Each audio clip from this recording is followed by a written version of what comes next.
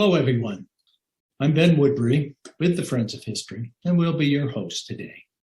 As a reminder, all recent, past, and future First Wednesday lectures are now available on our Friends of History webpage. Just click on the series link at the top of the home page. Our monthly lectures are being provided free of charge by the Friends of History with support from the New Mexico History Museum. We do, however, accept and encourage donations. These funds will go directly to support the lecture series and, more importantly, all History Museum programs and exhibits. Should you wish to make a donation, just go to our website, click on the donate button at the top of the page. If you wish to learn more about this lecture and all upcoming lectures, we urge you to join our mailing list if you have not already done so, either via our webpage or by mailing us at New Mexico History Museum, Friends of History @gmail.com. And now for today's lecture. Dr. Megan Kate Nelson's presentation today will be drawn from her new book, The Three-Cornered War, the Union, the Confederacy, and Native Peoples in the Fight for the West. This book was a 2021 finalist for the Pulitzer Prize in History. We're happy to have her join us today. Dr. Nelson is an historian and writer with a BA from Harvard and a PhD in American Studies from the University of Iowa. She writes about the Civil War, the U.S. West, and American landscapes of memory for the New York Times, Washington Post, The Atlantic, Smithsonian Magazine, Preservation Magazine, and Civil War Times. Scribner's will publish her next book, Saving Yellowstone, Exploration and Preservation in Reconstruction America, in March 2022.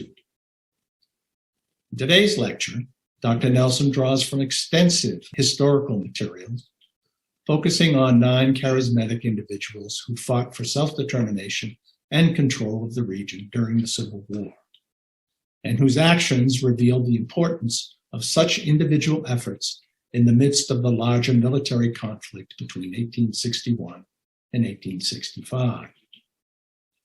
Among these individuals are included such well-known figures as John R. Baylor, a Texas legislator who established the Confederate territory of Arizona across the southern parts of present-day Arizona and New Mexico, U.S. Colonel Edward Canby's wife, Louisa Hawkins, who nursed Confederate soldiers back to health in Santa Fe, and Kit Carson, who led a regiment of volunteers against the Texans, Navajos, Kiowas, and Comanches.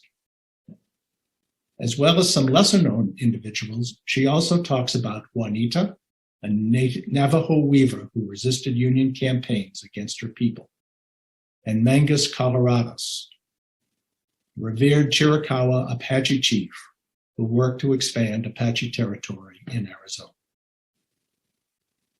Drawing on the personal history or memoirs of these individuals, Dr. Nelson's narrative offers a fresh and more complete look at Civil War events in the New Mexico territory beyond the well-known battles of Valverde and Glorieta Pass, to include the start of the Apache Wars and events leading to the Navajo Long Walk and its consequences. Following the presentation, Dr. Nelson will answer any questions you may have. The questions and comments can be posted at any time in the YouTube chat room, both during and after the presentation. As always, upon completion of today's event, the entire presentation will be posted on the Friends of History webpage, as well as on the History Museum's YouTube and Facebook pages. So let us now welcome Dr. Megan Kate Nelson. Thank you so much for that introduction, Ben, and thank you to the Friends of History for inviting me to be here tonight to talk about my most recent book, The Three-Cornered War, which tells the story of the Civil War in the Southwest. So I have some slides to show you, so I will share those with you now. There we go. So I first started thinking about this book project when I was teaching classes in Civil War history at both Texas Tech and Cal State Fullerton. And I heard about and read about these battles in New Mexico, Valverde, Apache Canyon, Glorieta Pass, and was shocked that I had not ever heard of them before. I grew up in Colorado.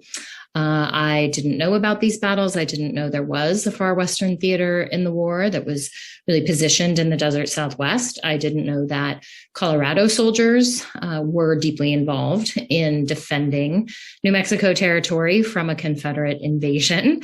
And as a historian, whenever I find out that there's something I don't know and something I'd never heard of before, that really motivates me to start researching. And so that's why I really started looking into the Civil War in this theater and quickly came to discover that the battles were not just between U.S. troops and Confederate troops, but between U.S. troops, Confederate troops, and Indigenous peoples, particularly Chiricahua Apaches and Navajo peoples in New Mexico and Arizona. And this, I thought, was a really interesting element of the war in this theater that we don't see in other places in the Trans-Mississippi or the Eastern theaters of the war. And so, of course, that interested me as well, that this was really a new vision of the Civil War that really convinced me that it is a continental conflict. And this is something that we have not really talked about a lot in Civil War history and Civil War research and writing. So I also discovered pretty early on that this was a very complicated story, a lot of different communities in play, moving through kind of the huge distances and desert landscapes of the desert Southwest. And so I knew I had to tell the story in a different kind of way. I wanted to really anchor you in the experiences of individuals. And so I borrowed a strategy from literature, the multi-perspective narrative, and really tried in this book to kind of put you down in New Mexico and Arizona, parts of Texas, California, with 9 different people whose kind of life stories I tell, but whose kind of lives between 1861 and 1868 become the focus of the book. For those of you who have read it already, you know who those 9 people are. For those of you who have not, I am going to introduce you to a couple of these protagonists, as I call them, even though they were real people, real living people in the mid-19th century. But I kind of like the word protagonists because they were kind of taking action in this moment to determine the future of the West. And so those of you who haven't read it yet, I will introduce you to a few of these protagonists tonight and also introduce everyone to a couple of the sources that I used in order to really excavate their stories, including one really great collection at the Chavez Library at the New Mexico Museum, New Mexico History Museum. So first, I'll give you a bit of an overview. I'm assuming that those of you who are fans of New Mexico history know more about this than some of my other audiences might, but I'll give you the brief overview, and of course we can talk in the Q&A about more details if you wish. So in the spring of 1861, the real question was, why would the Confederates send an army to try and take New Mexico territory? And why was the U.S. Army interested in retaining it? Well, really for 3 really important reasons. One was for gold. As we all know, fighting wars cost money, and both the U.S. and the Confederacy needed money to fight the wars in other theaters. And the gold mines of the Rocky Mountains and the Sierras in California were very, very important to them and very lucrative sources of a potential new source of money. So gold was the first. Second, Pacific ports. Even at this point in the spring and early summer of the war, the Confederacy knew a blockade was coming using U.S. naval ships They were already starting to have trouble shipping things out of their ports. And so the idea of having control of the deep water ports in San Diego and Los Angeles, possibly even San Francisco, very alluring to the Confederacy. And of course, the U.S. wanted to keep those ports out of Confederate hands. Again, because if they could stop them from shipping anything out or bringing them in, they would really, really hurt the Confederate war effort. Now, the third reason, which is really something that we don't talk about a lot in Civil War history, but some scholars have, is this. The third reason that the U.S. and the Confederacy were interested in the West is because they each had visions of the future that involved that region. Whenever we talk about U.S. history in the broad frame of the 19th century, we're always talking about the West when we talk about the 1840s and the 1850s, right? All of the debates and the disagreements that drove the U.S. and the southern states to war were based in the West, and the future of the West and the future of slavery in the Western territories. But then the cannons fire on Fort Sumter, and it's like the West doesn't even exist anymore in most Civil War histories that we hear about and we read, right? And in a lot of Civil War classes also. But that, of course, as you probably know, was not the case. The West continued to be extremely important to both the U.S. and the Confederacy for envisioning a future for themselves and for the nation.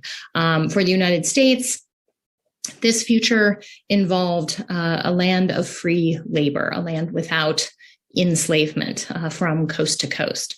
For the Confederacy, it involved a vision of a coast-to-coast empire of slavery, where they could establish enslavement all the way from the Atlantic to the Pacific, and then possibly even use the Southwest as an anchor from which to move south. Once they defeated the Union, then maybe they could move south, take Mexico, take the Caribbean, maybe parts even of Central and South America in this expanding kind of maybe even hemispheric empire of slavery. So that was the goal, and that was the dream, and that is what was driving Henry Hopkins Sibley, who was a career military man. He had been based in Taos at the beginning of the war. He resigned his commission, went east in the summer of 1861, met with Confederate President Jefferson Davis and pitched him this plan to create an army of Texans that would invade New Mexico territory, which, as you can see from this map, in 1861 actually encompassed what we now know of as New Mexico and Arizona. So all the way from that eastern border of Texas all the way to the Colorado River and the border of California. Sibley's plan was to take this army. They would have a wagon train, but they would try to subsist themselves on the road by following these major trails that had a lot of federal forts along the way. They would sack each of those forts, take their provisions and their arms, and keep moving. And his thought was he could become entrenched in New Mexico territory, drive west through southern New Mexico, into California, take Los Angeles and San Diego, and then maybe even move up the Rio Grande, move into Colorado territory, and move west over on the Oregon Trail and take Northern California. So this was Sibley's plan. Jefferson Davis approved this plan, sent him on his way, and the first phase of the war then began in the summer of 1861. So the Civil War in the far west occurred in 4 phases. Again, I'm going to talk very briefly about these tonight, but we can, if you have questions about them, of course, we can discuss them in the Q&A. So the first phase was Confederate invasion. This began in January of 1861. It had 2 parts. The first part was under the command of John Baylor, a cavalry officer who brought at first 1,000 men with him from San Antonio west along the El Paso San Antonio road. He left men at every single federal installation that he passed. And so by the time he got to El Paso, he had between 300 and 400 men on horseback. John Baylor is the first protagonist you will meet in the Three-Cornered War. I knew I needed to start this book with him because this is the first military movement in the war, also because he is was a rather spectacular character in his own right. He was ambitious and impatient and profoundly racist. He was a violent man, again, prone to spontaneous action and sort of taking matters into his own hands, which was rather easy to do in this theater of the war because it was so far away from the heads of departments and any superiors that Baylor had, that he was able to just take action and then inform his superiors of what he did. After the fact, because it would have taken him a month to inform all the military personnel back in Texas of what he wanted to do and to get permission and then be notified of that permission. So this is one of those interesting parts. This is one of those interesting things about the Southwestern theater, the far Western theater of the Civil War that makes it a little different from other theaters, is that all of the men in command here basically just did what they wanted. They had very little oversight. So they were driven a lot by ambitions and scheming. So John Baylor had gotten to El Paso in late July, and he had heard that the commander in charge of the U.S. troops, ERS Canby, whose wife Louisa called him Richard, so I refer to him as Richard in the book, even though he signed everything, ERS Canby. He had heard that Canby was coalescing troops. He was bringing them from forts all over New Mexico and concentrating them at Fort Craig in central New Mexico, right on the Rio Grande, in order to face a possible Confederate threat. And Baylor decided that he really needed to move before Sibley's much larger army of 3,000 men could get there to help him. So in late July, of his own volition, Baylor and his men crossed the border, invaded the Union territory of New Mexico, took the town of Mesilla, forced the surrender of Fort Fillmore, which was one of the first major surrenders of the war of more than 400 officers and their families, and then returned to Mesilla, sat down on August 1st, 1861, and created the Confederate Territory of Arizona, which you can see here on this 1862 map. It's one of the few maps we have that shows this development in the Southwestern theater. But here you can see in pink the Confederacy expanding all the way to the California border. The Confederate Territory of Arizona, Baylor created because he knew quite well that it was the southern portion of New Mexico territory that was pro-Confederate, that was pro-secessionist. The way that migration streams worked in the 1840s and 50s meant that most of the Anglo migrants that had been moving from east to west were coming from the southern states. And so they were more likely to be pro-Confederate, to be pro-slavery. So Baylor sat down, created this Confederate Territory of Arizona, which looks very different from Arizona looks now. But this was the state of the war pretty soon after it started in the Eastern Theater. So coming behind him was, in fact, Sibley with his 3,000 men, although they did not arrive until late December, early January of 1861-62, mostly because Sibley was a man of big ideas, but he was not particularly good at organization or paperwork. And he ran into a lot of delays creating the wagon train, getting provisions for his troops, getting arms, some arms for his troops. And so they did not actually leave San Antonio until the fall. Pretty late in the season, they ran into a lot of storms. And by the time they got to El Paso and Mesilla, they were pretty wiped out. So they waited for a month and rested themselves and their animals before they started moving north to begin phase 2 of the war in the Southwest, which was the series of battles between the U.S. Army and the Confederates, which began at the Battle of Val Verde on February 21st.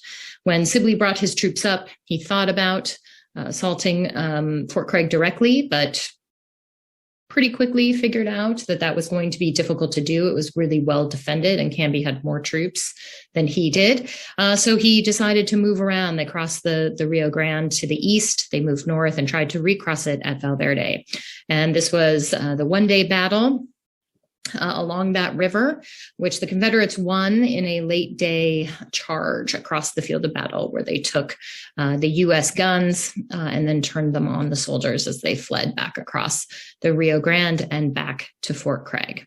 At this point, Sibley's troops took a couple days to recover, deal with their men who had been injured and killed, and then started moving north. They took Albuquerque, then they took Santa Fe, and by early March, they were there, but they were really running out of provisions, because one of the things that was a problem for Sibley about not attacking Fort Craig directly is that he was not able to then overthrow that fort and get all of the food and the ammunition, the supplies for their horse and mule herd and their cow herd that would help sustain them on the road. So they were really hurting. They got some supplies in Albuquerque and some in Santa Fe, but not enough to sustain an army of more than 2,000 men on the move. So they decided they needed to keep moving and perhaps actually lay siege to Fort Union, which was northeast of Santa Fe. The ruins of Fort Union are still there along I-25, a great place to visit if you have not yet been. So they started on the road. They started on the Santa Fe Trail to try and go take that fort in late March and met on the road an army of Colorado gold miners who had marched south from Denver City in the weeks before, who were led by a Denver lawyer named John Slew. And this is probably the most famous engagement. Many of you have probably, if you haven't been to these sites, you've definitely driven past them, have heard about them. Apache Canyon was a little bit of a draw. The Confederates kept marching and met the U.S. soldiers at Glorieta 2 days later. And they actually did win that fight, but very famously, John Chivington took a third of the U.S. troops, went up Glorieta Mesa and down and around the Confederate troops and attacked their wagon train and destroyed it. And without that wagon train, Sibley could not hope to keep marching into Colorado territory. There was no way that his men would survive without their supplies and without any food.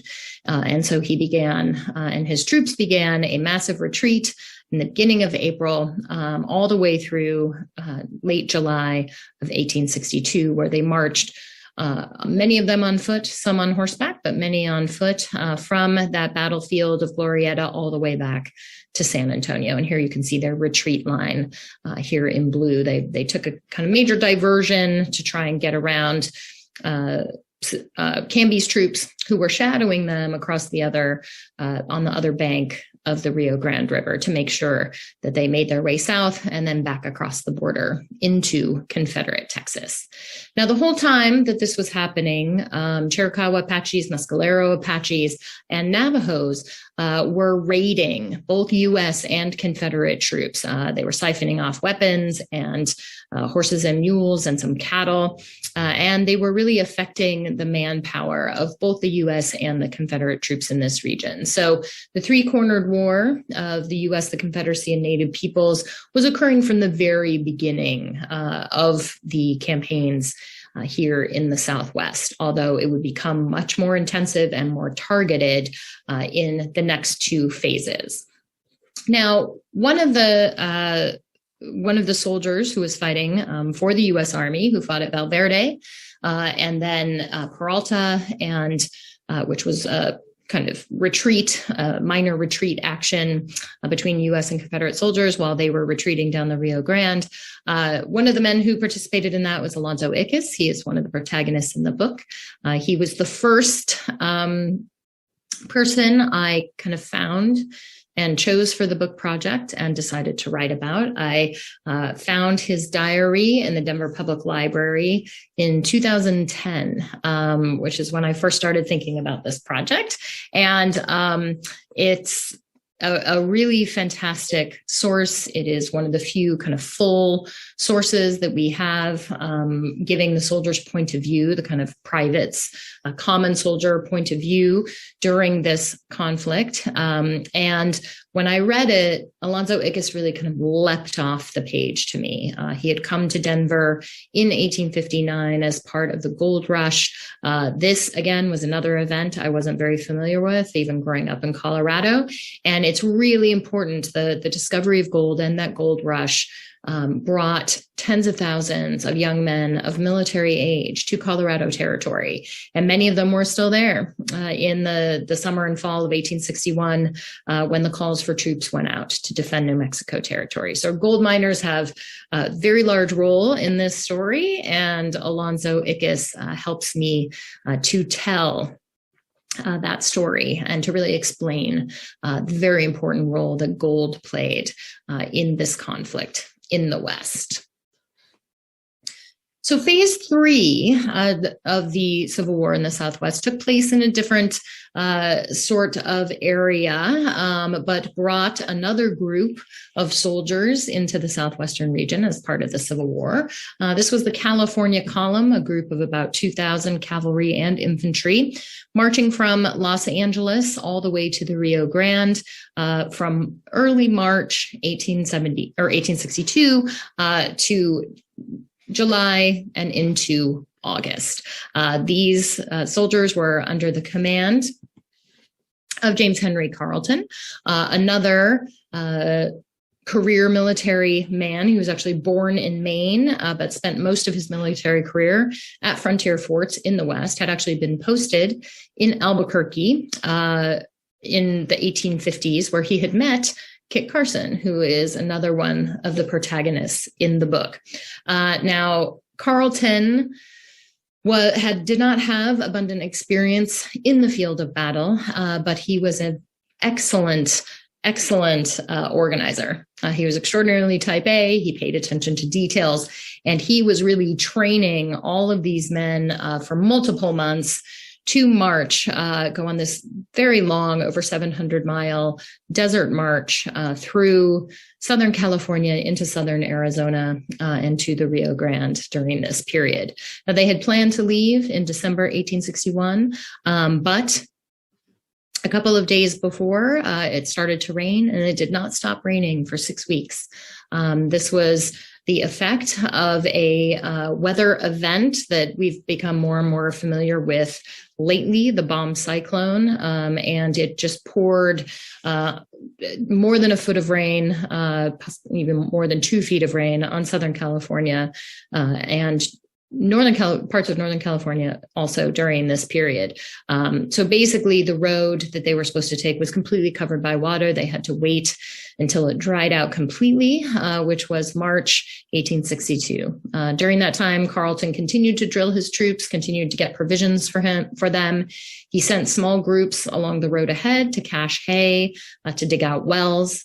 And he did a couple of things, which Sibley also did, but not as efficiently and not as successfully, which was he staggered his troops along the road. And he also arranged for them to march at night and really managed all the natural resources of the desert Southwest in the best possible way. And in fact, Carlton, except for these battles at Picacho Pass and Apache Pass, did not lose any men to illness, to sunstroke, to dehydration. It was really kind of a remarkable achievement given the environmental stresses of these marches. And this is another really interesting component of this theater, is the extent to which the kind of landscape makes itself felt, right? The dry climate, the elevation. This is what accounts for Sibley's loss. Without that wagon train, he would not survive. And that is pretty much solely due to the fact that this was high desert country. And it's very hard to survive there if you do not have an adequate source of food and water. You usually can't find it for yourself if you somehow get separated from major waterways. So Carlton was particularly good and efficient at this. Picacho Pass was a very short engagement, is known as sort of the westernmost battle if you don't count Stanwix Station, a couple of days earlier, of the Civil War in the Southwest. And this was a fight between kind of an advance guard of Carlton's men and a couple of pickets who had been sent out. John Baylor had sent men west on this mail road that connected Mesilla and Los Angeles, trying to scout for Union troops, also to kind of clear the way for Sibley's men if they had chosen to march west. They ran into each other at Pacacha Pass on April 15th. There were losses on both sides, but the Confederates started to retreat from there and then joined their troops to retreat back to Texas a couple of weeks later.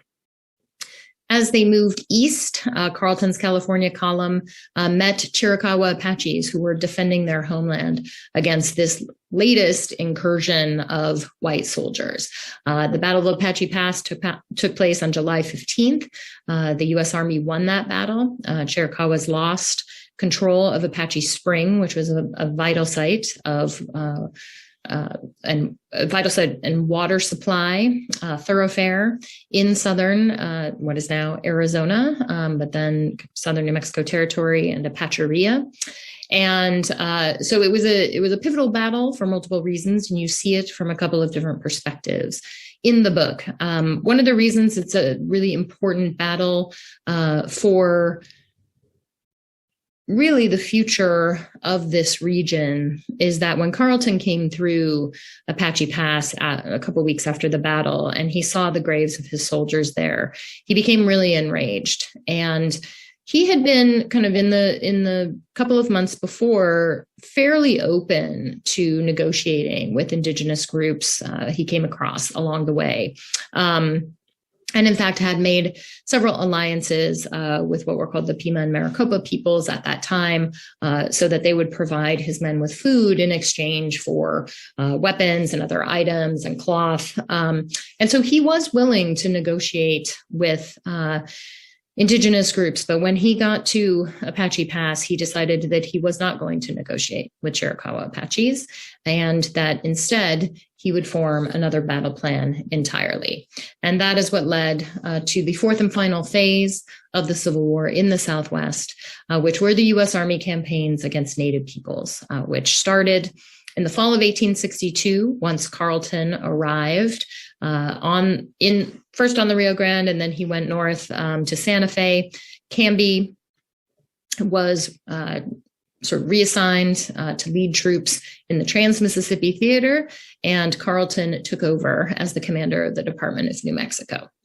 So once he took over, he really started to articulate this plan, which was a new way of seeing U.S. Indian policy. Previously, U.S. Army officials and Office of Indian Affairs agents had really tried to hammer out treaties with Indigenous peoples before they resorted to warfare. Carlton decided that treaties were no longer going to happen. War would be the first move. And the purpose of that war would not be to establish a peace treaty, but to remove Indigenous peoples from their homelands, to place them on reservations, and then to open their lands for sale to white settlers. Carlton put this plan in motion in two different campaigns, one in the South against Chiricahua Apaches, which was led by Joseph Rodman West. They were mostly interested in forcing the surrender of Mangus Coloradus, who was the great war chief of the Chiricahuas. He's also another protagonist in the book.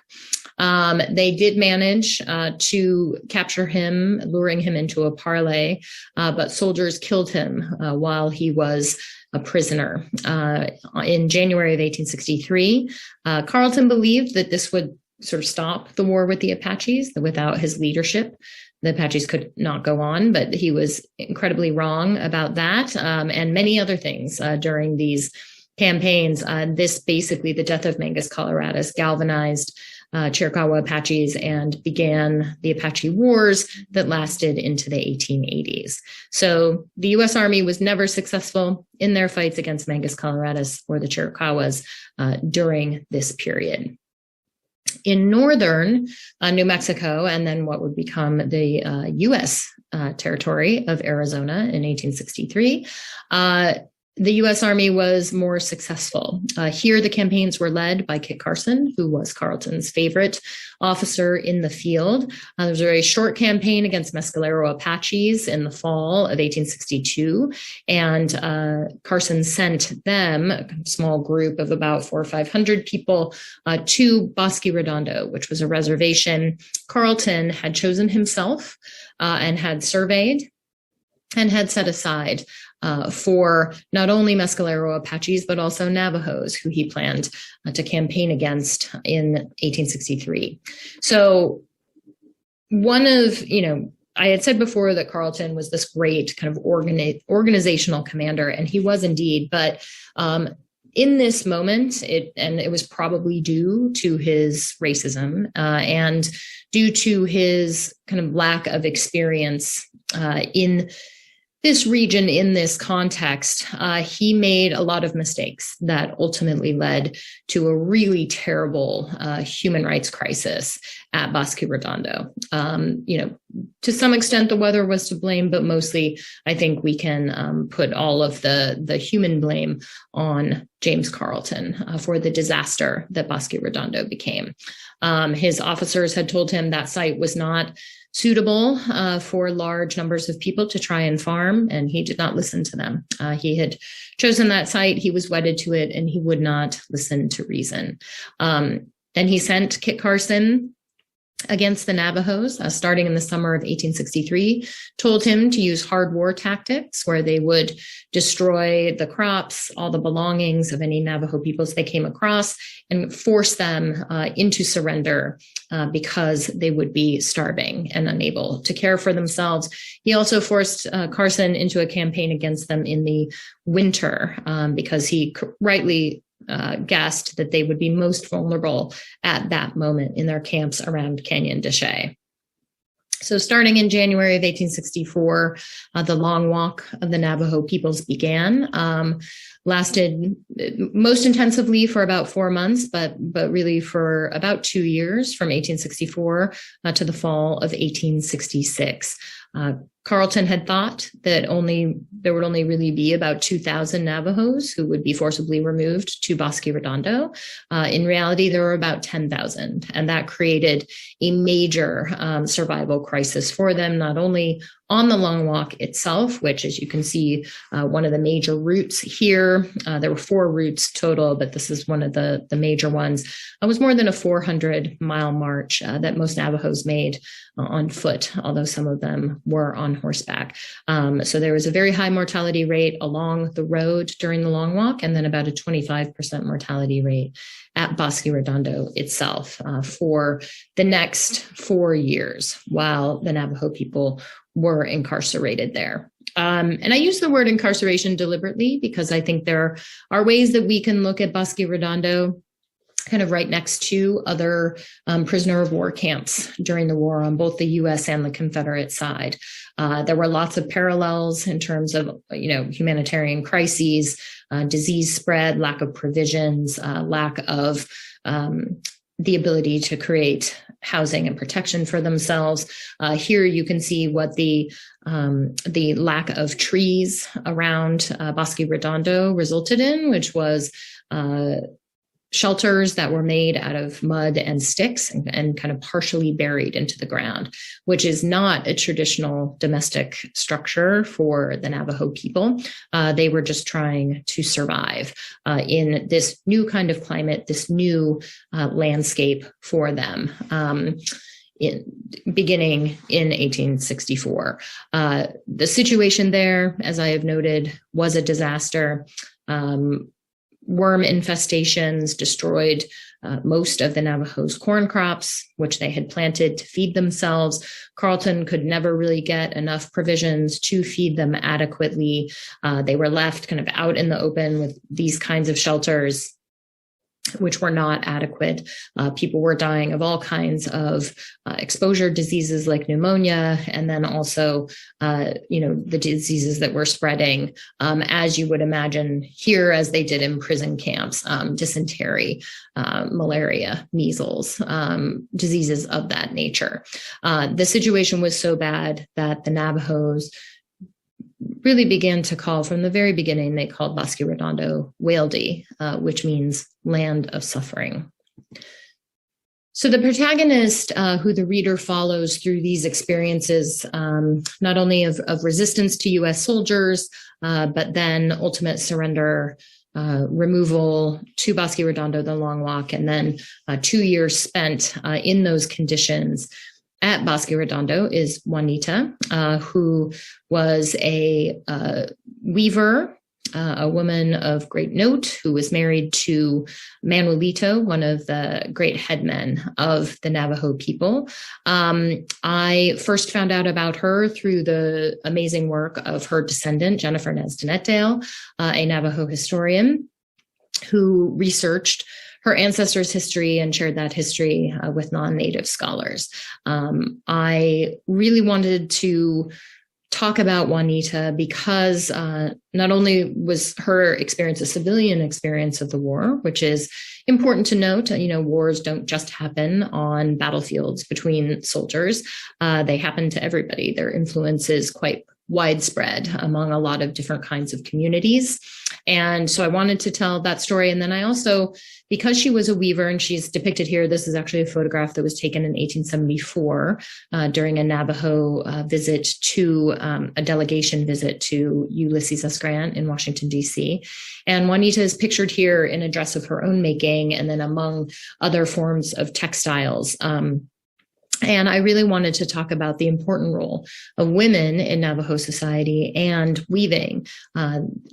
Navajo blankets and clothing were really important elements of the Southwestern trade before Anglos arrived, before the Spanish and Mexicans arrived, and they became this really, really coveted trade item, and gave women in Navajo society a lot of influence. So I was very interested in the influence of the Bosque Redondo period on Navajo weaving, and did some research into these textiles. I'm an American Studies PhD. I like to use, I use battle records and diaries and letters and all kinds of documents in my work, but I also like to use visual culture and also material culture. And so this project enabled me to use textiles in a really interesting way. And textile historians have concluded that there was a shift at Bosque Redondo because of the pressure that reservation experience put on women and their families, and because their sheep herds were so depleted. What ended up happening is that Carlton was actually importing different kinds of sheep and then also ultimately yarn that was produced in a factory in Germantown, Pennsylvania. And so we have a shift not only in the kind of colors and designs of textiles during the Bosque Redondo period, but also in the materials themselves. And that was very interesting to me, that here women are using a skill that they had honed over generations, still to protect their families, to keep the community running, but they're responding kind of in situ and in that moment to the conditions, and also using the materials they had at hand. There were different kinds of dyes available to them, and they didn't have what they had in their homeland to create different colors. They often bartered with U.S. soldiers for their jackets so that they could unravel the blue and use it in their weaving. So this is a way you see just kind of one of the major impacts of Bosque Redondo on the Navajo people, who were there incarcerated on this reservation until 1868, when they were able to negotiate their way out and back to their homeland, which is a kind of bittersweet ending to that period in Navajo history. And it also serves as the ending of the book itself.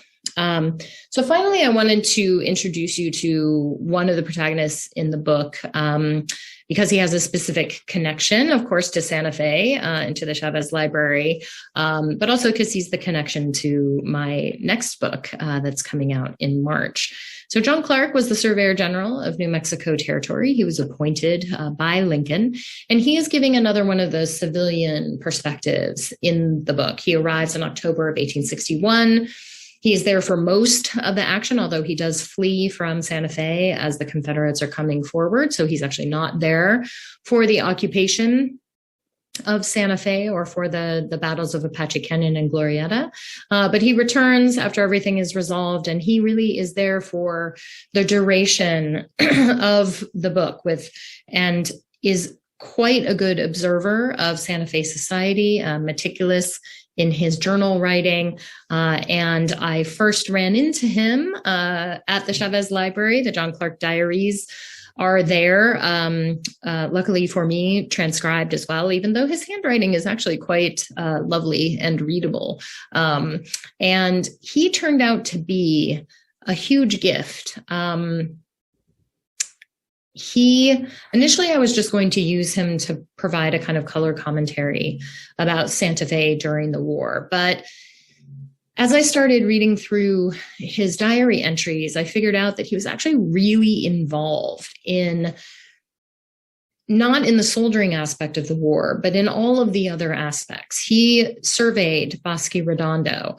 He went out to Arizona in 1863 to investigate the rumors of gold discoveries there. And then he brought word back, and he was pretty much single-handedly responsible for spreading the word of that gold rush, which then gave Carlton kind of more of a justification for his campaigns, particularly against Navajos, because you had to get to those gold fields. You had to move through the lands of the Navajo people, although you could also get there on the southern road through Apacheria as well.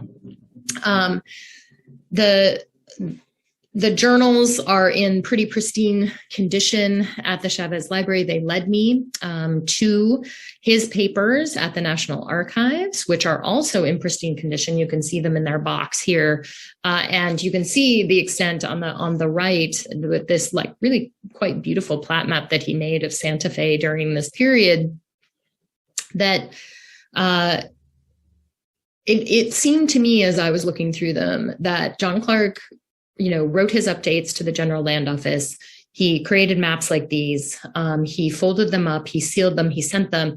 A clerk opened them in Washington, D.C., read them, and then closed them back up again and stored them. And it's possible that only a handful of people after that moment really opened them back up again, because they, the creases are so sharp and they're in really good shape. There are almost no stains. Really, really beautiful. And it really, looking into John Clark really helped me appreciate surveyors, and especially these surveyor generals who were civil appointees. And Clark, was there on the behest of the Lincoln administration. He was a Republican.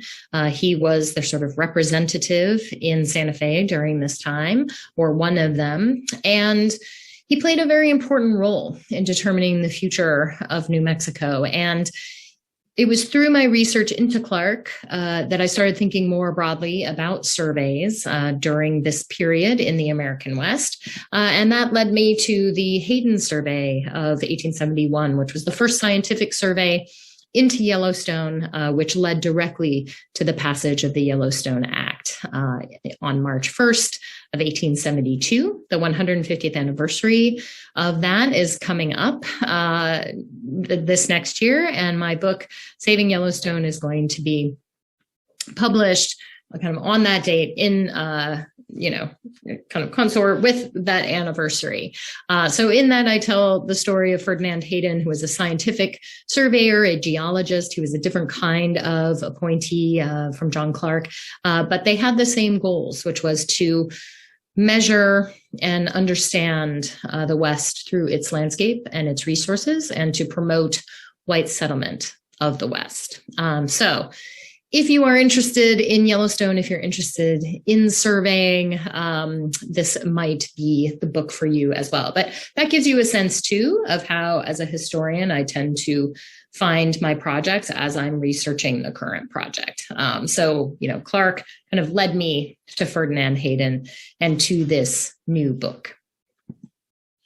So in conclusion, what do we really learn when we see a familiar event like the Civil War from an unexpected place like New Mexico and Arizona in the 1860s? Well, one of the things I think we learned is that the U.S. Civil War was a continental conflict. It did not take place just in the Trans-Mississippi at Shiloh. It did not just take place in Georgia during Sherman's March or during the Virginia campaigns. It took place from coast to coast, and that a lot of different people were involved in fighting on all different sides during this period. I think it also shows us that the far Western theater was, as I have pointed out kind of along the way, a really interesting and unique place to fight a war, not only due to the desert landscape, the distance from the centers of power, the really very real impact of natural resources and sort of driving the war toward this place, and really sparking the desires of a lot of different communities, Anglo and Hispano and Indigenous, to control this region. This is when we look at the war in a broader frame, we can see how diverse armies really were. Canby's U.S. Army of New Mexico was the most diverse army in the war overall, with Anglo soldiers, Hispano soldiers, and militia, and Indigenous scouts and spies from multiple nations. And when we only look at the Southeast, I mean, we're looking at very important developments. We're looking at the introduction of Black soldiers into the U.S. Army, but we tend to then ignore these other armies that are even more diverse and even more complex and complicated in terms of the goals that are driving all of the soldiers engaging in this theater. I think also we learn a kind of hard truth about the war, the Civil War. I think a lot of times we think of the Union War as a just war because soldiers in the East were fighting for emancipation by 1863 and bringing Black soldiers into the army there. But when we look at the Southwest, we see that the U.S. Army was simultaneously fighting to either exterminate or remove Native peoples from their homelands, to dispossess them of those lands, and to really kind of forcibly incarcerate them on these reservations. And that's really hard, I think, for us to reconcile. But it was very easy for Republicans, for Northerners, to reconcile this, because to them, emancipation in the East and Native extermination in the West, they've suited the same goal, right? This was all about the future of a West full of white farmers and ranchers and other settlers, and free of enslavement and also free of Native encroachment. So overall, seeing familiar events from unexpected places really kind of rocks the boat a little bit. It changes our expectations, and it really enables us to see that the Civil War was a truly national event. So I will stop there, and we can get ready for the Q&A, because I'm sure you have lots of questions and a lot of interesting comments, especially those of you who have a lot of experience in the history of this region. Kate, thank you very much for this truly full and rich discussion of the Civil War in New Mexico and its importance to the outcome of the United States during and after this most defining moment in U.S. history. For our audience, as we start this session, there's a number of opportunities here for you to ask your questions, and we strongly encourage you to do so. You can enter any questions you have in the chat room space on YouTube and in Facebook, and we will do our best to get to those questions through this period. I also want to thank everyone for attending. This is one of the largest audiences we've had in recent times, and it's always much appreciated. by everyone. I'd like to start just to kind of get things going and highlight on your use of narratives of your 9 protagonists. You've highlighted a number of them, and I was wondering if there were you wish to make comments on any of the others, and perhaps give us a perspective in terms of who your favorite protagonists were. Certainly has been implied in much of your discussion. Yes. Well, thank you so much. Yeah, that's a great question. It was actually really hard to narrow it down to just 9 people. I think a lot of people may say, wow, 9 is really a lot, but there were so many interesting figures who kind of came to the forefront during this period. And I really wanted to provide a lot of balance between the perspectives. And so I definitely wanted a lot of, kind of US Army perspectives. I wanted civilians, I wanted Indigenous peoples, I wanted Confederates. And hopefully I found that good balance. I will say, much like Juanita, Louisa Canby was a very interesting person to write about because I didn't have any sources from her directly from this period in New Mexico. And whenever that happens, when you're a historian, then the challenge is, how do I bring this person to life when I don't have their words, right? And luckily for me, a lot of other people talked about Louisa Canby a lot, and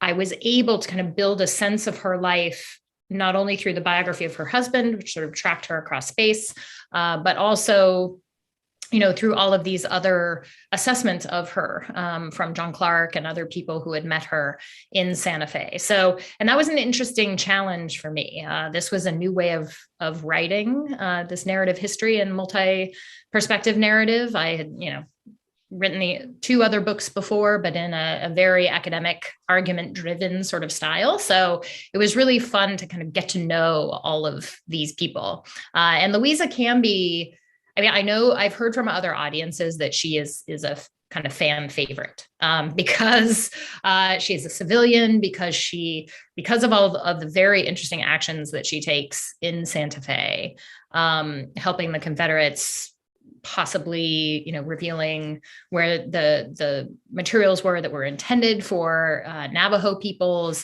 I thought that really kind of made her a little bit more 3-dimensional. I was a little worried that she was a little too nice.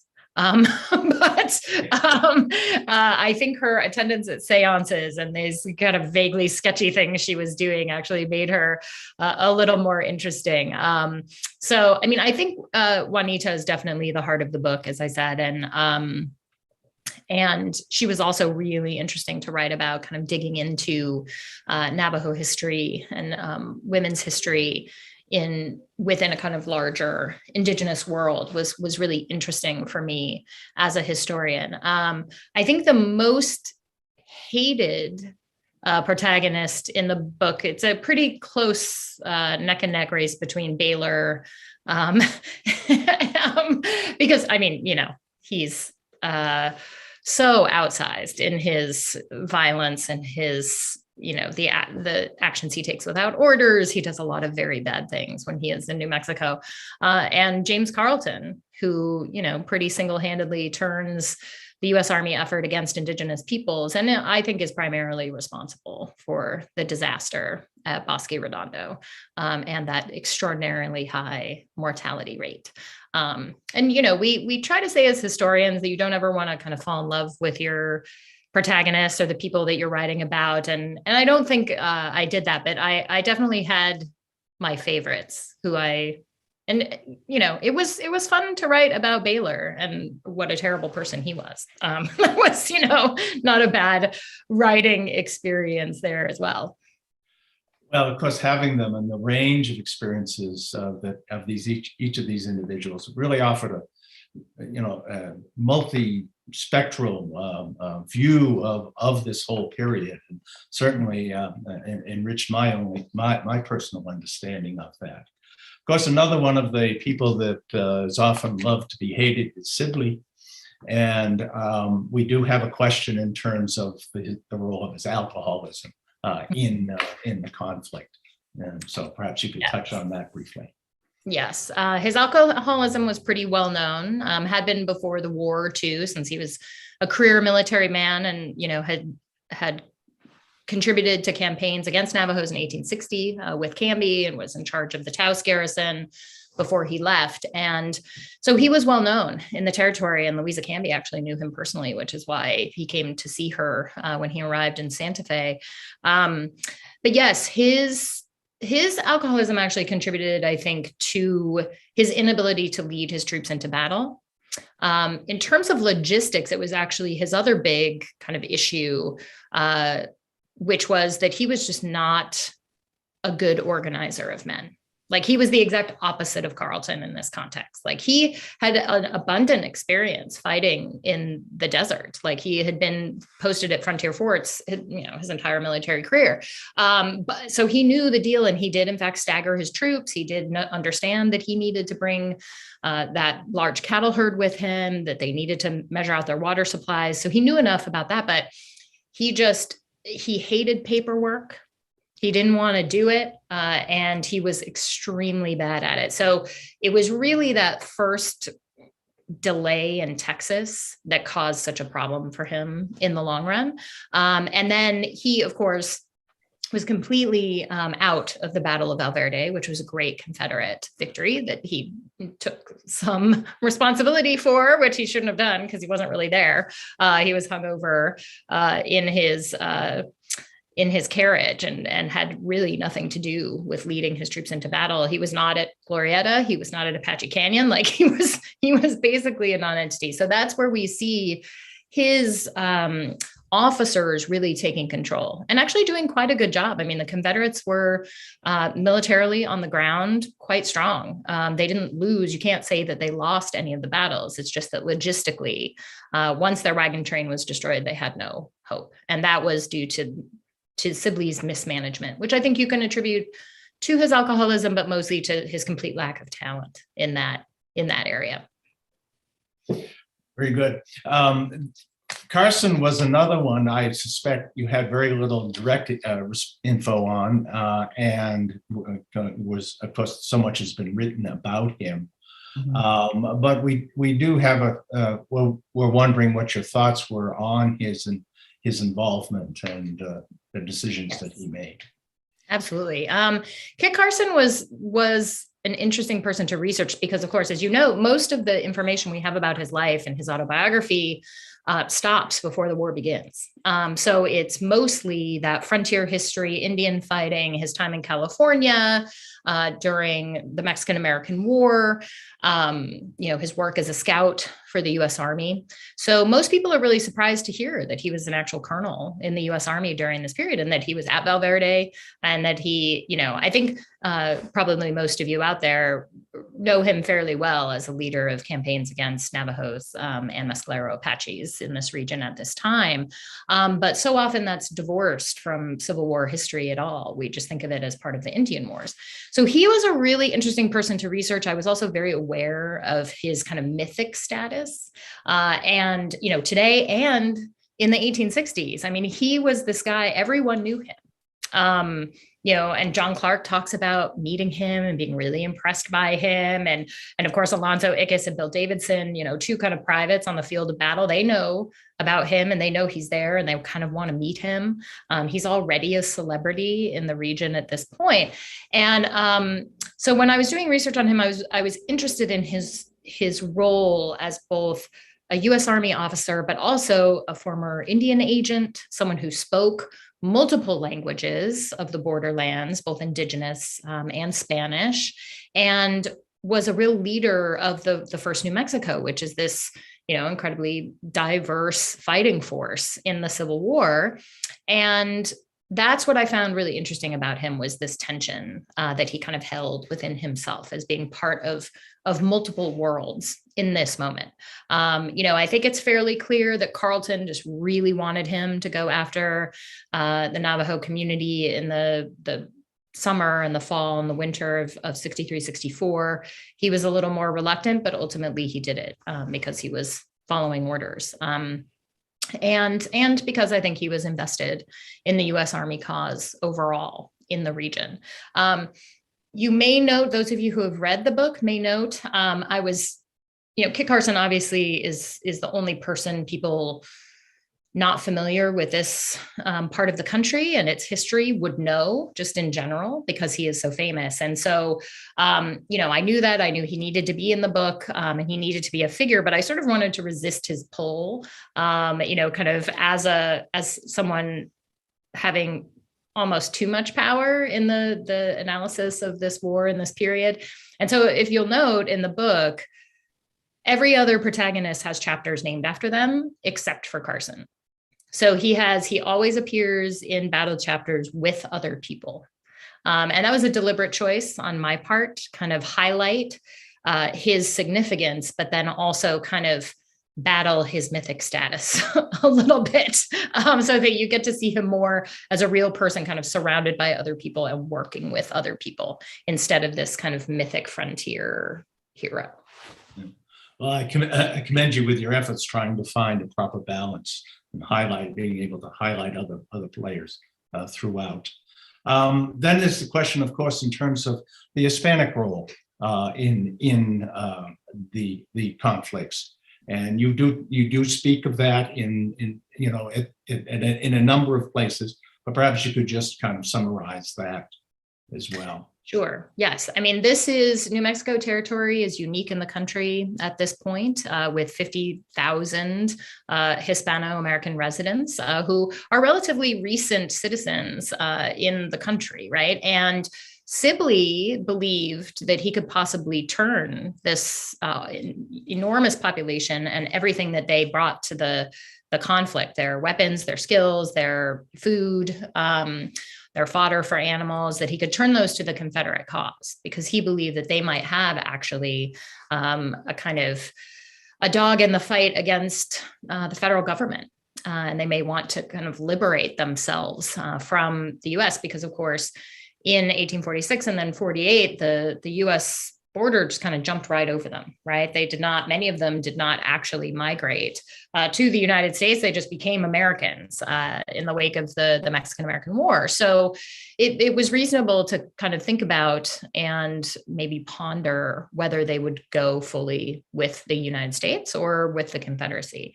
And of course, unfortunately, Sibley, really had either forgotten or didn't even know about the 1841 invasion, where Texans tried to take Santa Fe, and that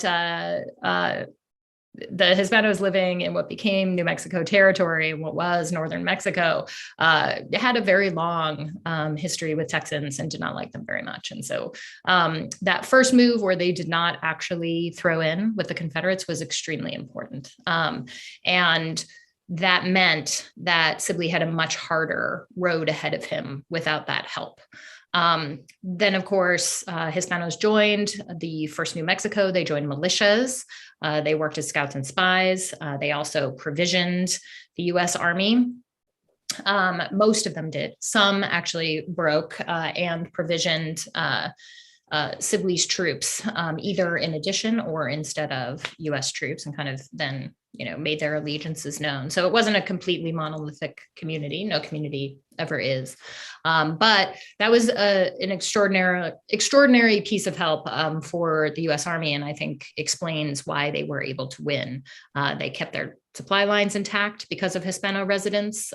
They were able to kind of thrust and parry and destroy the wagon train at Glorieta because of Hispano soldiers and guides. And Hispano soldiers took part in the campaigns against Chiricahua Apaches, and then also Navajos and Mescalero Apaches during that last phase of the war. So they were all over this story, and they participated in every single element of it. And they were soldiers, they were civilians, they were traders, they were doing all sorts of work on behalf of the United States during this period. Thank you.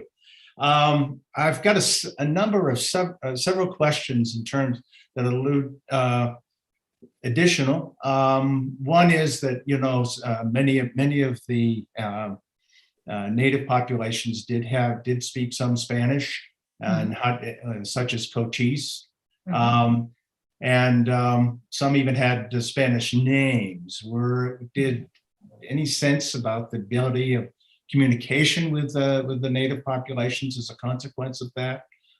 Understanding that fundamentally they were talking at cross purposes. Yeah, I mean, I think to a significant extent, Spanish was the language of trade and interaction in the greater Southwest during this period and in northern Mexico. So many indigenous leaders had Spanish language skills, including Mangus Colorados and Cochise. And because there was a very complicated relationship between Hispano communities and indigenous communities in this region, basically from the 1600s on, right? There were trade relationships, raiding relationships on both sides, warfare, the taking of enslaved people on both sides. So there was a kind of there's a language of violence that is spoken, if we can get a little more, sort of abstract about it. But then there is also the Spanish language where they would negotiate treaties. And most of the time they would have several layers of interpreter roles. But then when Americans arrived, often what you found was that the U.S. Army officer or the American trader, or whoever it was, would say something, someone would translate from English to Spanish, and then someone would translate from Spanish into an indigenous language, right? So these are all the languages in play. This is an incredibly diverse region, from the beginning of contact, European communities and indigenous communities here, and then accelerating after 1846 and the arrival of the Americans. So they could I think the important thing to note is everyone could make themselves understood. And they made themselves understood in language and also in action. And someone like Mangus Colorados is so interesting. I was actually choosing between Cochise and Mangus Colorados as the protagonist, the Chiricahua protagonist in the book. And I chose Mangus Colorados because I thought it was important to kind of show his death in January of 1863 as this really pivotal moment in the relationship between Americans and Chiricahuas and the fight between Apaches and the U.S. Army, which lasted into the 1880s. Really kind of prompted by that moment. Also, Mangus Colorados is just a phenomenal person. He was 70 years old by this time, still alive after multiple wars, multiple injuries, and I think, all historians know, diseases during this period were just rampant and deadly. So for him to have survived this long, it was really incredible. And he also was just a tremendous leader because he had a lot of options at his disposal. He could choose diplomacy. He could choose trade. He could choose raiding. He could choose warfare. All different kinds of ways to deal with both Hispanos in Apacheria and then also Americans moving through his territory. And he was quite adept. He spoke some Spanish. He spoke a little bit of English ultimately, and then multiple variants of the Apache language. So this was one of his skills. And to succeed, I think, in the Southwest during this period, language skills were really important. We can see that with Carson also. I think this is a good place for us to stop. We don't want to. We have a number of additional questions, and we will share these with you. And perhaps for some future dialogue. But it just is reflective, I think, of how much we appreciate you taking the time here to talk about your book and about about this important period, not only in New Mexican history but also across its impact within the greater U.S. Civil War conflict. Absolutely. Well, thank you so much. Thank you. Yeah. Thank you. Thank you so much for inviting me to be here. I did a lot of great research at the museum and multiple archives within it for this book. And I'm really thankful for that opportunity. And anyone who wants to reach out, you can, my website is megankatenelson.com, and you can find me there and just send me an email. Oh, that'd be wonderful. Thank you again. And now, if I could just say a few parting words to our audience. Just a reminder you can have a chance to rewatch this presentation in all its richness, and also other presentations of the Friends of History on our webpage. We are, we're happy if we do so. Thank you again to our donors, not only to this lecture, but to the broader program. We ask everyone to consider making a donation so that we can continue to provide these monthly presentations. And also the donations will serve to support a broader range of New Mexico History Museum programs. So with that, goodbye for now.